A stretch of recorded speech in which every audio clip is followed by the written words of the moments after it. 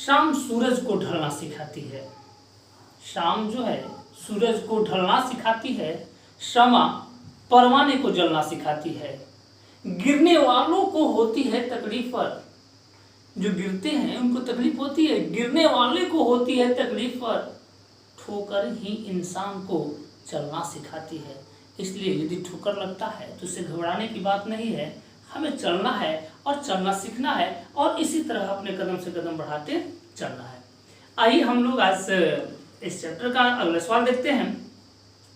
जो प्रश्नावली 3.5 है आपकी, इस प्रश्नावली की 3.5 की पिछली वीडियो में आज बाकी सब क्वेश्चन बन गया है। अब बनाना है चौथा क्वेश्चन का पहला क्वेश्चन, चौथा जो पार्ट है उसका पहला क्वेश्चन बनाना है। तो इस तरह के क्वेश्चन को बनाने से पहले थोड़ा देखते हैं कि क्वेश्चन है क्या। क्वेश्चन को समझते हैं पहले। क्वेश्चन है कि एक छात्रावास है, एक हॉस्टल है जिसका कुछ नियम है। नियम यह है कि यदि आप उस हॉस्टल में रहते हैं तो एक निश्चित किराया आपको देना है, एक निश्चित नियत राशि जो है आपको, फिक्स्ड राशि जो है, फिक्स्ड अमाउंट आपको देना है। जैसे हो गया 400 या 500 रुपये आपको देना है। इसके बाद कंडीशन यह है, शर्त उसमें यह है कि यदि जितना दिन आप रहते हैं, 10 दिन रहा आपने, यदि आप उसमें 10 दिन रहते हैं, 15 दिन रहते हैं, तो इस राशि से आपको भोजन के लिए अतिरिक्त राशि देनी होगी। क्लियर है? छात्रावास है, हॉस्टल है जिसमें आप रहते हैं तो उसके लिए एक नियत राशि, फिक्स्ड राशि देनी है। और इसके अलावा अब डिपेंड इस पर करता है कि आप कितने दिन रहते हैं।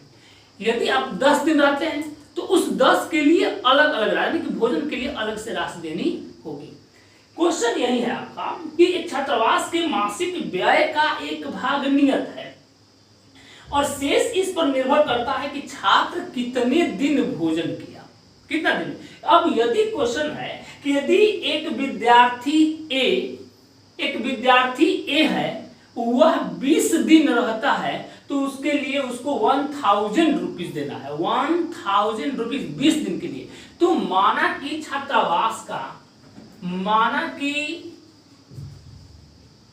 छात्रावास के लिए जो नियत राशि है, नियत व्यय है, छात्रावास का जो मासिक व्यय है, छात्रावास का मासिक नियत जो व्यय है, नियत व्यय आपका 100 रुपया हो गया। ठीक है? और प्रतिदिन भोजन का मूल्य हो गया, प्रतिदिन भोजन का मूल्य हो गया y रुपया। ठीक है? अब ए द्वारा ए यदि रह रहा है 20 दिन, ए जो है को 20 दिन के लिए जो राशि देनी है, तो ए जो है दे रहा है, मान लीजिए कि 100 रुपया तो देगा आपका प्रश्न से, 100 रुपया तो आपको नियत राशि दे रहा है। और ए चूंकि 20 दिन रहा है तो 20 दिन के लिए भोजन 20y के हिसाब से कितना देगा, 20y, 100 रुपया नियत राशि हो गई। और y रुपया, एक दिन के भोजन का जो मूल्य है वो y रुपया है, तो 20 दिन के लिए भोजन का मूल्य कितना हो गया, 20y हो गया। अब ये जो राशि है यह मिलकर हो जा रही है आपको 1000 रुपीज। ये पहला इक्वेशन हो गया 1000 रुपीज। ठीक इसी तरह से बी, एक दूसरा छात्र जो है बी है, बी कितना दिन रह रहा है, 26 दिन रह रहा है, तो बी भी देगा आपको 100 रुपया, तो एक नियत राशि दे दिया। उसके बाद 26 दिन के लिए 26y रुपीज दिया, 26y दिया। अब ये दोनों राशि यानी कि नियत राशि और 26y दिन यानी कि 26 दिन के लिए y रुपया के हिसाब से 26y रुपया, ये दोनों राशि मिलकर हो जा रही है 1180 रुपया। ठीक है?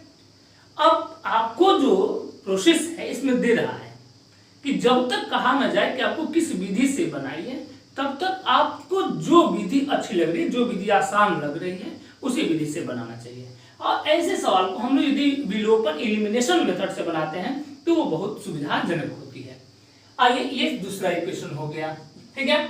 अब यहाँ पर चूंकि ये दोनों राशि, ये दोनों अचर, ये जो x है इसका जो गुणांक है दोनों बराबर है, तो हम इसको एलिमिनेट कर देंगे तो y की वैल्यू निकल जाएगी। तो समीकरण 1 और 2 ये सीधा हम क्या करेंगे, घटाने पर लिखेंगे। घटाने पर ये प्लस है तो माइनस, ये प्लस है तो माइनस, ये प्लस है तो माइनस, ये आपका कैंसिल हो गया। 26 में से 20 गया, माइनस 6y हो गया सीधा। और ये 1180 में से 1000 निकाली तो माइनस 180 हो गया। या y का मान कितना हो गया, माइनस 180 बटा में माइनस 600 कट गया, 36 18 30, y बराबर क्या हो गया 30।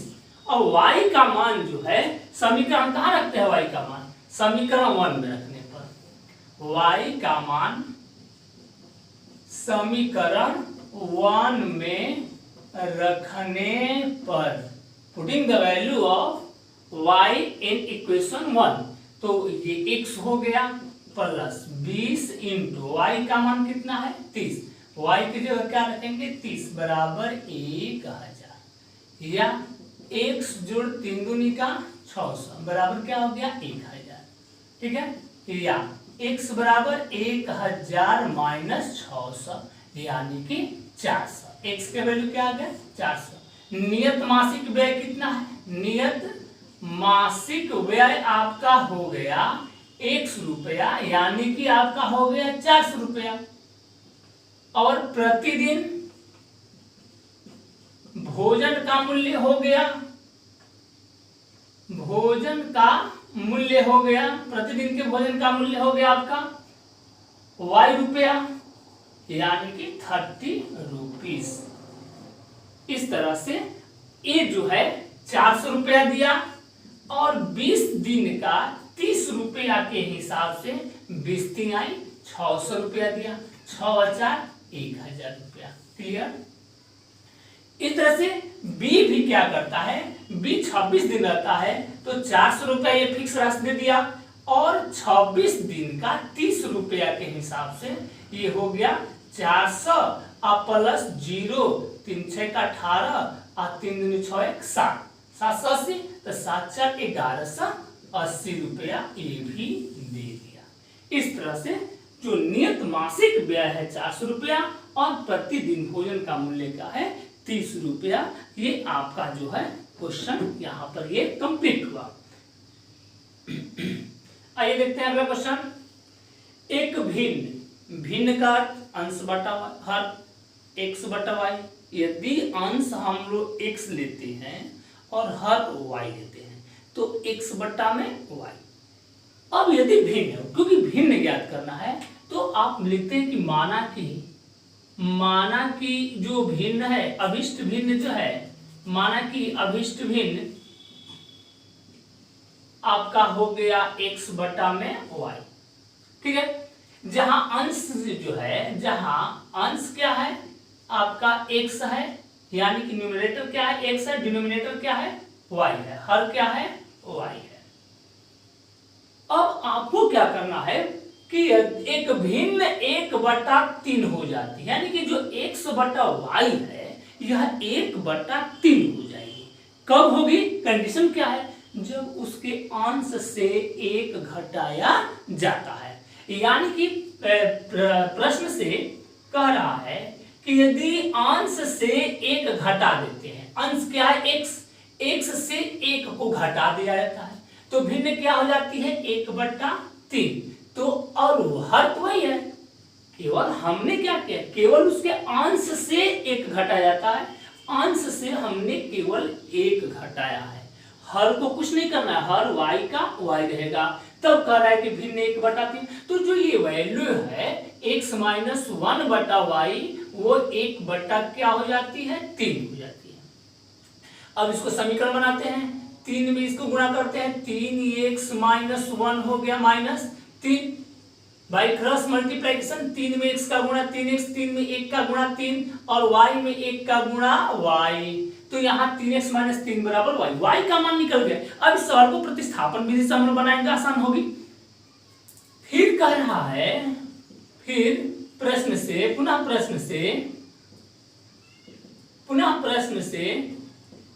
दे रहा है कि यदि 1/4 हो जाती है जब हर में 8 जोड़ दिया जाता है, अंश वही है, हर में 8 जोड़ दिया जाता है तो भिन्न 1/4 हो जाती है। आइए 4 में x का गुणा करेंगे, ये आपका हो जाएगा 4x बराबर y जोड़ 8 में 1 का गुणा करेंगे तो ये y जोड़ 8। ये समीकरण 1 ले लीजिए, y का मान यहां से रख दीजिए यहाँ पर, तो समीकरण 1 से y का मान रखने पर, ठीक है, y का मान रखने पर यहाँ पर यदि प्रतिस्थापन विधि का उपयोग करते हैं तो सुविधा होती है, जल्दी बनता है। अब यहाँ पर हो गया 4x बराबर y बराबर क्या है 3x माइनस 3, तो 3x माइनस 3 जोड़ 8। ये 3x को इधर लाते हैं हम लोग, तो 4x माइनस 3x बराबर 8 में से 3 गया 5, तो x बराबर क्या हो गया 5। समीकरण 1 से y बराबर 3x माइनस 3 है, तो 3 गुणे y का मान क्या रखते हैं, x का मान क्या रखते हैं यहाँ पर 5 माइनस 3, तो बचती है 15 माइनस 3 यानी कि 12। भिन्न आपका क्या हो गया, भिन्न इक्वल टू x बटा y, यानी कि x का मान है 5 और बटा y का मान है 12। भिन्न क्या हो गया 5 बटा में 12। आइए मिला लेते हैं, भिन्न 1 बटा 3, जब उसके अंश से 1 घटा देंगे, अंश में 1 घटा देंगे, 5 में से 1 गया तो क्या हो गया 4 बटा में 12, 4 कहीं 4 चलते हैं 12, 1 बटा 3 हो गया, ठीक है। और यदि हर में 8 जोड़ दिया जाता है, 5 बटा 12 है, यदि 8 जोड़ देंगे तो 5 बटा में 12, 8 क्या हो गया 20, 5 इकाई 5 है, 5 चौका 20, 1 बटा में 4, 1 बटा 4 हो जाती है। इस तरह से हमारा ये आंसर जो है इस क्वेश्चन को सेटिस्फाइड कर रहा है। हमारा आंसर क्या 5 बटा 12 सही है। आइए हम लोग देखते हैं अगला क्वेश्चन। यश ने एक टेस्ट में 40 अंक अर्जित किए। यश एक व्यक्ति है जो कि एक परीक्षा दे रहा है, उसमें उसको 40 अंक मिला है, क्लियर है। कंडीशन क्या है कि सही उत्तर पर 3 अंक, यदि सही करता है उत्तर उस पर उसको 3 नंबर मिलता है, और अशुद्ध उत्तर पर 1 अंक की कटौती कर जाती है। जितना अशुद्ध उत्तर देता है उसमें से 1 अंक की कटौती, प्रत्येक अशुद्ध पर 1 अंक काट लिया जाता है। इस तरह से यदि बाय द वे हम लोग समझ लेते हैं, यदि मान लीजिए कि वह 15 क्वेश्चंस है, 15 क्वेश्चंस में 10 अंक, 10 जो है सही उत्तर देता है, सही प्रश्न का 10 देता है, 10 क्वेश्चन का सही उत्तर देता है, ठीक है, 10 प्रश्न का वो सही उत्तर देता है और 5 प्रश्न का वो गलत उत्तर देता है। इस हिसाब से 3 अंक मिलते हैं, सही उत्तर पर 3 अंक, तो सही उत्तर पर 10 पर कितना हो गया 10 3 30, और गलत पर 1 अंक काट लिया जाता है, तो गलत पर 1 अंक, एक क्वेश्चन पर 1 अंक कटा, 5 क्वेश्चन है, 5 क्वेश्चन को गलत किया है तो उस पर 1 अंक कटा, तो 5 अंक कट गया, तो 30 में से 5 अंक कट गया, उसको कितना मिला 25 अंक मिला, 15 में कितना मिला 25 मिला। तो इस तरह से हम लोग देखते क्या है कि यश जो है, मान लीजिए, माना कि यश द्वारा किए गए सही उत्तरों की संख्या, सही उत्तरों की संख्या जो है आपका x है, तथा अशुद्ध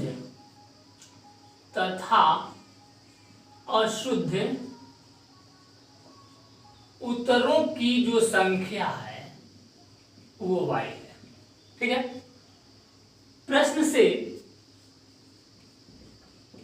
सही प्रश्न किया है x, यानी कि x और उस पर उसको 3 अंक मिला, तो उसको कितना मिला 3x, जोड़ 1 नंबर की कटौती कीजिए, 1 अंक की कटौती कीजिए, यानी कि -1, प्रश्न कितना है y, तो इस तरह से उसको जो अंक मिला वो अंक है 40, यानी कि यहां से 3x माइनस वाई बराबर क्या हो गया 40। यहां से y का मान निकाल लेते हैं, y को इधर ले जाते हैं, तो 3x माइनस 40 बराबर क्या आ गया y, या y बराबर हो गया 3x माइनस 40, ये पहला इक्वेशन हो गया।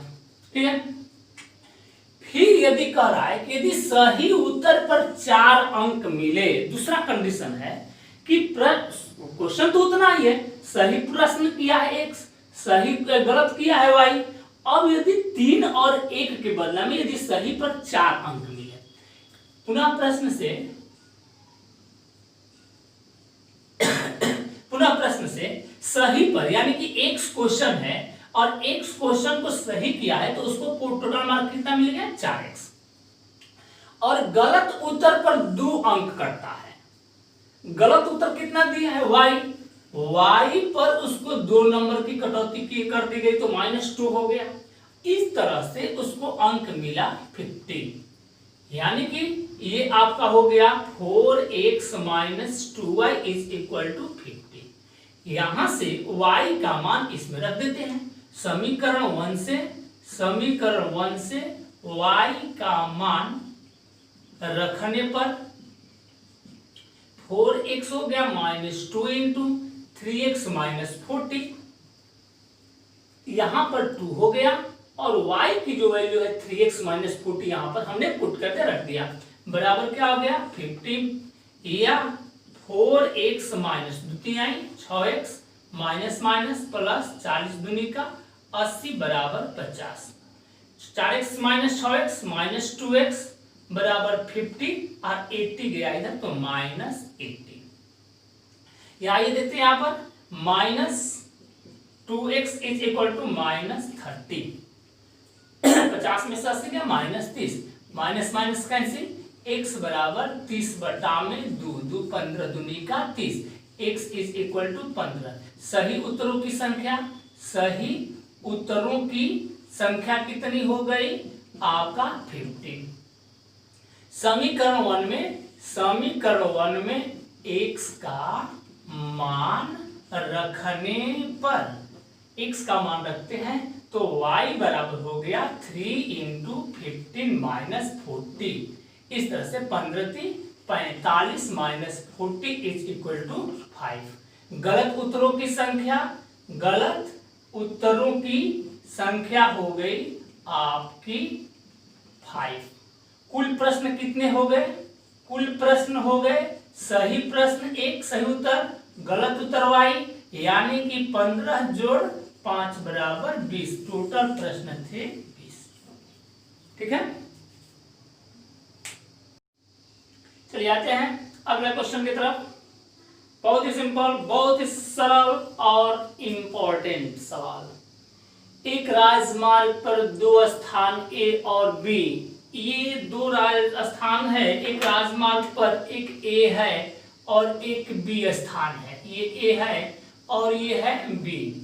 इन दोनों स्थान जो है ये 100 किलोमीटर की दूरी पर है। ये इनकी जो दूरी है वे 100 किलोमीटर है। यहां से ये है आपका 100 किलोमीटर। ठीक है, एक कार A से चलती है और दूसरी कार B से। एक कार यहां से चलना प्रारंभ करती है A से और दूसरी कार B से चलना प्रारंभ करती है। यदि ये कारें भिन्न चाल क्या है, अंतर है, चाल अलग अलग है, तो मान लीजिए कि माना कि A से चलने वाली कार की चाल इज इक्वल टू 1 किलोमीटर प्रति घंटा, तथा B से चलने वाले, आप ये काम कर लेंगे, चलने वाली कार की चाल, ये speed of the car from A equal to हो गया x, और Y से चलने वाली, सॉरी B से चलने वाली कार की चाल हो गई y किलोमीटर प्रति घंटा। ठीक है, अब कह रहा है कि यदि ये कार भिन्न भिन्न चालों से एक दिशा में, यदि एक दिशा का मतलब है कि A से इस तरफ चल रही है तो B से भी यहां ऐसे चल रही है। ठीक है, अब एक ही दिशा में चलती है A से और B से, यानी कि A से ऐसे चलिए B से ऐसे, तुम्हें 5 घंटे पश्चात मिलती है। तो जब वो एक दिशा में चलती है, एक ही दिशा में जाने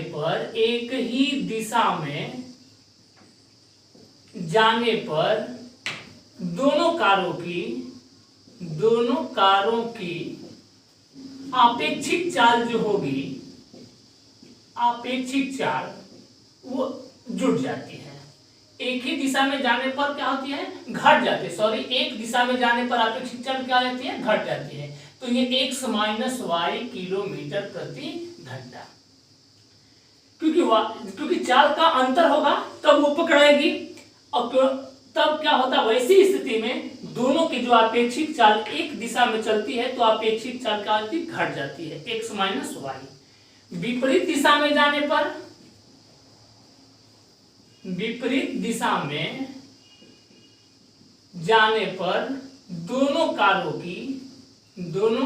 की आपेक्षिक चाल जो होगी, आपेक्षिक चाल क्या हो जाएगी, x प्लस वाई, क्योंकि वे जल्दी मिलते हैं दोनों जब विपरीत दिशा में चलते हैं। विपरीत दिशा का मतलब है कि a इधर जा रहा है तो b इधर जा रहा है, यानी कि दोनों विपरीत दिशा का मतलब क्या, वे दोनों एक दूसरे की तरफ आ रहे हैं। विपरीत दिशा का मतलब एक दूसरे, और एक दूसरे की तरफ आएंगे तो वे जल्दी मिलेंगे, जल्दी मिलते हैं, यानी कि उनका अपेक्षिक चाल जो हो जाता है दोनों की चालों का योग हो जाता है। तो वे x प्लस वाई, एक सूत्र यहां लगता है, चाल बराबर, आपको पता है ना कि चाल बराबर क्या होता है, दूरी बटा में समय। चाल बराबर दूरी बटा में समय। तो कह रहा है कि यदि 5 घंटे पश्चात मिले, कब, जब एक ही दिशा में चलती है, तो एक ही दिशा में चलने पर प्रश्न से एक ही दिशा में चलने पर 5 घंटे पश्चात मिलती है, तो चाल जो होगी x माइनस जो y होगी चाल, वो दूरी बटा में समय। आपको बताया ना, आपेक्षिक चाल बराबर दूरी बटा में समय, तो 100 बटा में 5, x माइनस वाई बराबर क्या हो जाएगा, 100 बटा में 5, 5 से ये 20 5 100, x माइनस वाई बराबर क्या हो गया, 20 हो गया पहला इक्वेशन। फिर द्वितीय शर्त से कह रहा है कि यदि विपरीत दिशा में चलती है, तो विपरीत दिशा में चलती है तो अपेक्षित चाल क्या हो जाएगी, x प्लस वाई। 1 घंटा बाद मिलती है, यानी कि 100 बटा में 1, चाल बराबर दूरी बटा में समय, तो x प्लस वाई बराबर ये क्या हो गया, 100। ये दूसरा इक्वेशन हो गया। आइए समीकरण 1 और 2 से, समीकरण 1 और 2 से x माइनस वाई बराबर 20 और x प्लस वाई बराबर 100, ठीक है। यहां पर दोनों माइनस प्लस है, बराबर है, तो जोड़ने पर विलोपन विधि, जोड़ने पर माइनस प्लस कैंसिल, x क्या आ गया, 2x बराबर 120, x बराबर 120 बटा में 2, ये कितना हो गया, 60, x बराबर क्या हो गया, 60। x का जो मान है, अब x का मान समीकरण 1 में रख दीजिए। 1 में रखने पर क्योंकि x का वैल्यू निकल गया, अब आप इस x के मान को समीकरण 1 में रख दीजिए, तो x का मान है 60 माइनस वाई बराबर, x का मान 60 हो गया, और ये y है तो माइनस वाई हो गया, और ये क्या है, 20 है बराबर 20, तो माइनस वाई बराबर 20 प्लस 60 इधर गया माइनस 60, या माइनस वाई बराबर 20 में से 60 गया minus 40, minus minus cancel, y बराबर क्या हो गया, y बराबर 40। इसलिए a से चलने वाली कार की चाल, a से चलने वाली कार की चाल कितनी हो गई, इक्वल टू x किलोमीटर प्रति घंटा इज इक्वल टू 60 किलोमीटर प्रति घंटा, ठीक है। और b से चलने वाली कार, b से चलने वाली कार की चाल is equal to y kilometre प्रति घंटा इज इक्वल टू 40 किलोमीटर प्रति घंटा, ठीक है। चलिए ये अगला क्वेश्चन, एक आयत का क्षेत्रफल, तो आयत क्या होता है, वैसी आकृति जिसमें लंबाई और चौड़ाई, सिंपल है। ये बोर्ड आयताकार है, ये जो कॉपी है आयताकार है, ये जो प्लेन पेपर है ये क्या है, आयताकार है। ये इसकी लंबाई हो गई और ये चौड़ाई हो गई। तो यदि लंबाई और चौड़ाई दिया गया है, लंबाई और चौड़ाई है, ये लंबाई हो गई और ये चौड़ाई हो गई, तो लंबाई और चौड़ाई दी गई है, तो हम इसका क्षेत्रफल ज्ञात करते हैं। आयत का क्षेत्रफल बराबर लंबाई गुणे चौड़ाई, ठीक है।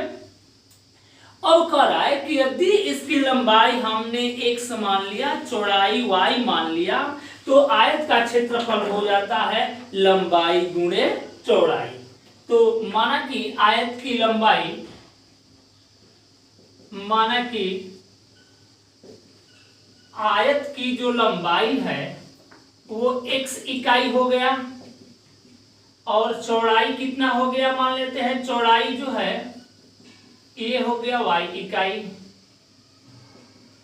इसलिए आयत का जो क्षेत्रफल होगा, आयत का क्षेत्रफल कह रहा है कि हो जाएगा लंबाई गुणे चौड़ाई, लंबाई गुणे चौड़ाई। तो ये x इंटू वाई वर्ग इकाई। क्लियर हो गया, यानी कि x y वर्ग इकाई हो गया आयत का क्षेत्रफल। शर्त क्या है, अब इसमें दे रहा है कि यदि लंबाई को 5 इकाई कम कर दी जाए, प्रश्न से यदि लंबाई हो, लंबाई जो है x माइनस 5 कर दिया जाए और चौड़ाई को कह रहा है, चौड़ाई जो है वह 3 इकाई बढ़ा दी जाए, 3 इकाई यानी y जोड़ 3 कर दिया जाए, तो दे रहा है कि आयत का क्षेत्रफल 9 वर्ग इकाई कम हो जाती है। तो ये जो क्षेत्रफल हुआ प्रश्न से ये जो क्षेत्रफल x माइनस 5 इंटू वाई जोड़ 3 जो क्षेत्रफल हुआ, यह मूल क्षेत्रफल x y से 9 इकाई कम हो जाता है। यदि लंबाई को 5 इकाई कम कर दी गई, चौड़ाई को 3 इकाई बढ़ा दी गई, तो क्षेत्रफल x माइनस 5 इंटू वाई जुड़ 3 हुआ। ये जो क्षेत्रफल है वह 9 इकाई कम हो जाती है, जो मूल क्षेत्रफल xy है इससे 9 इकाई कम हो गई। आइए इसको इक्वेशन बनाते हैं। x में y को मल्टीप्लाई करेंगे xy, x में 3 को 3x माइनस 5y और माइनस प्लस माइनस 25i 15 बराबर xy माइनस 9। ये xy कैंसिल हो गया, यहां से 3x minus 5y is equal to minus 9 और माइनस जो ये 15 है इधर आएगा तो ये हो जाएगा प्लस 15। आपका इक्वेशन हो गया 3x माइनस 5y बराबर 15 में से 9 गया 6। ये आपका पहला इक्वेशन हो गया। फिर दे रहा है पुनः कि यदि लंबाई को 3 इकाई बढ़ा दी जाए, फिर यदि लंबाई आपका x प्लस 3 हो गया, x प्लस 3 इकाई, और चौड़ाई जो है कह रहा है कि 2 इकाई बढ़ा दी जाए, y जुड़ 2 कर दिया जाता है। पुनः प्रश्न से कह रहा है कि तब जो क्षेत्रफल है 67 वर्ग इकाई बढ़ जाता है।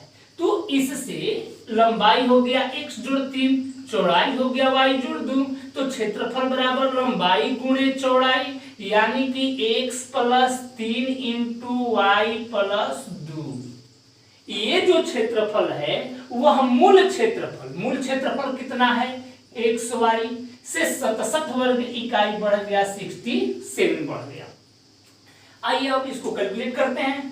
x में y को मल्टीप्लाई करते हैं xy, x में 2 को मल्टीप्लाई करते हैं 2x, 3 में y को मल्टीप्लाई करते हैं 3y, 3 में 2 को मल्टीप्लाई करेंगे 3 दूनी का 6। ये हो गया आपका xy प्लस 67, xy दोनों तरफ कैंसिल हो गया। अब आपका इक्वेशन हो गया 2x plus 3y is equal to 67 plus 6 इधर गया माइनस 6। क्लियर। अब ये हो गया 2x प्लस 3y और 67 में से 6 गया 61, ये सेकेंड इक्वेशन हो गया। अब आइए विलोपन विधि आसान पड़ेगी बनाना है। समीकरण 1 और समीकरण 2 से, समीकरण 1 और समीकरण 2 से आइए देखते हैं हम लोग। समीकरण 1 क्या है आपका, 3x माइनस 5y बराबर 6 और 2x प्लस 3y बराबर 61। आइए इसको करते हैं किससे गुणा, y को यदि एलिमिनेट करना होगा, y को यदि हटाना है तो हम क्या करेंगे, ऊपर वाली इक्वेशन में 3 से गुणा करते हैं और नीचे वाले इक्वेशन में करते हैं 5 से गुणा। तो 3 से गुणा करेंगे, 3 3 या 9x माइनस 3 5 15y बराबर 18, 5 दूनी का 10x प्लस 15y बराबर 5 एकम 5, 5 6 का 30, 305। ये आ गया, जोड़ देते हैं, कट गया, जोड़ने पर 10x 9x 19x बराबर 8 5 13, 1 1 2 3, 323 हो गया।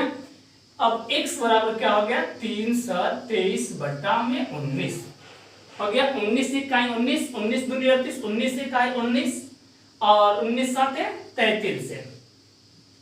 आइए देखते हैं 322 में 19 से भाग देते हैं, 19 से इकाई 19, 12 में 9 हो गया 3 और ये 2, 19 दूनी 38, आइए 2 में लिख गया 1 13 हो गया और ये 3 हो गया, 19 साथ 33 से 17 हो गया, यानी कि 17। ठीक है, अब आइए x का मान समीकरण 1 में रखते हैं या समीकरण 2 में।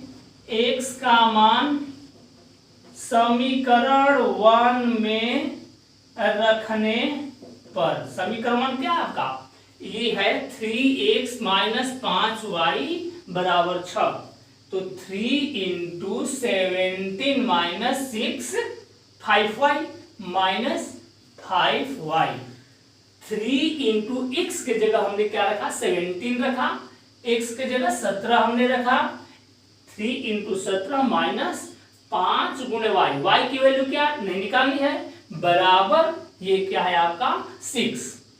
ठीक है, तो 17 क्या हो गया 51 माइनस 5y बराबर 6, तो माइनस 5y बराबर 6 माइनस 51 या माइनस 5y बराबर 51 में से 6 गया 45, यानी कि हो गया माइनस 45 या y is equal to minus 45 by minus 5, 5 हो गया, 5 9 5 9 45 9, y का मान क्या हो गया 9, यानी कि लंबाई हो गया x इकाई हमने मानना है लंबाई, यानी कि 17 इकाई और चौड़ाई कितना हो गया 9, एक y इकाई यानी कि 9 इकाई। ठीक है, इस तरह से हम लोग इस सवाल को करते हैं। आइए मिला लेते हैं x और y की यहां मान रख करके आप मिला लेंगे, आपका वैल्यू 17 9 53 से 153 हो गया, मूल क्षेत्रफल 153 हो गया। कह रहा है कि यदि लंबाई 5 बढ़ा दीजिए, कम कर दी जाए, तो 5 कम कर देंगे तो 17 में से 5 गया 12। ठीक है, और चौड़ाई को 3 बढ़ा देते हैं तो 9 3 12, तो 12 इंटू 12 12 12 44 से 144 और आपका मूल क्षेत्रफल 153 है। 153 से 144 कितना कम हुआ 9 इकाई कम हुआ। ठीक, अब पुनः करते हैं कि यदि लंबाई को 3 तो 17 को 3 बढ़ा देंगे तो 17 3 20 हो गया, 9 को 2 बढ़ा देते हैं, चौड़ाई को 2 तो 9 2 11 11 हो गया, तो 11 दूनी का 22 220, आपका ये कितना हो गया 220। कितना अधिक हो जाता है तो 220 में से 153 को घटाएंगे, 10 में से 3 गया 7 और 11 में से 5 गया 6, 67 वर्ग इकाई। इस तरह से जो आपकी ये जो विमाएं है, ये जो डायमेंशन है, ये समीकरण को ये इस स्टेटमेंट को सेटिस्फाइड कर रहा है, संतुष्ट कर रहा है। इसलिए लंबाई का जो मान x यानी कि जो 17 है ये सही है, y जो है 9 ये सही है। आज के लिए इतना ही, बस आपको यदि वीडियो अच्छा लगा है, आपको अच्छा लगा है तो इसको शेयर कीजिए, सब्सक्राइब कीजिए और खूब पढ़िए, खूब पढ़े, खूब बढ़े और खूब सीखें। इसी के साथ ही आज के लिए मैं इतना ही करके विदा लेता हूँ। आपका दिन शुभ हो। धन्यवाद।